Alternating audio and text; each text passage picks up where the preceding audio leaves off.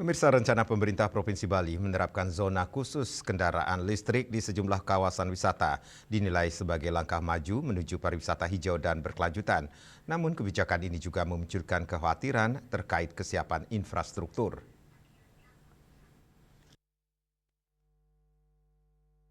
Rencana pemerintah Provinsi Bali untuk menerapkan kawasan khusus kendaraan listrik di sejumlah wilayah pariwisata seperti Sanur, Ubud, Nusa Dua, dan Nusa Penida mendapat sorotan dari masyarakat. Pelaku pariwisata Ide Bagus Kiana menilai kebijakan tersebut sebagai langkah maju menuju transportasi hijau yang sejalan dengan citra Bali sebagai destinasi wisata kelas dunia yang ramah lingkungan.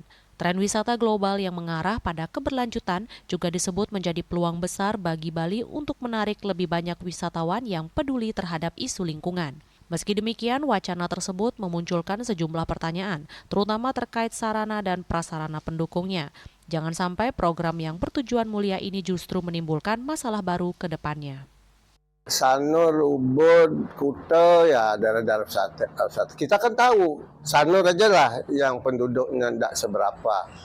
Apakah nanti kendaraan yang sudah ada, yang mempergunakan bahan bakar, nah ini gimana? Apa dia harus diganti? Kalau diganti, apakah ada bantuan dari pihak pemerintah? Kami kurang tahu.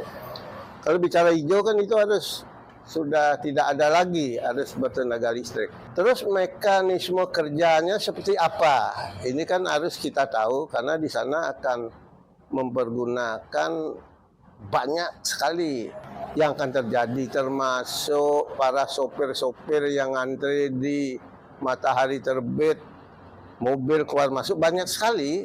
Terus sarana pendukung sudah nggak dipikirkan. Tempat pengecasan, dan baterai itu kekuatannya berapa jam, itu juga harus diketahui oleh para sopir nanti.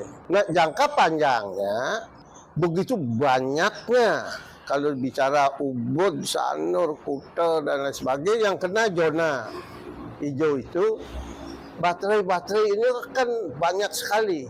Sudahkah dipikirkan kemana untuk dibawa sampah-sampah daripada baterai ini? Biar jangan menimbulkan masalah baru terkait dengan sampah. Pada akhirnya, keberhasilan kebijakan zona kendaraan listrik di Bali akan sangat bergantung pada kesiapan infrastruktur, kejelasan aturan, dan mekanismenya. Tanpa perencanaan matang dan sosialisasi menyeluruh, program yang dirancang untuk kebaikan lingkungan ini beresiko menimbulkan persoalan baru. Yana, Bali TV.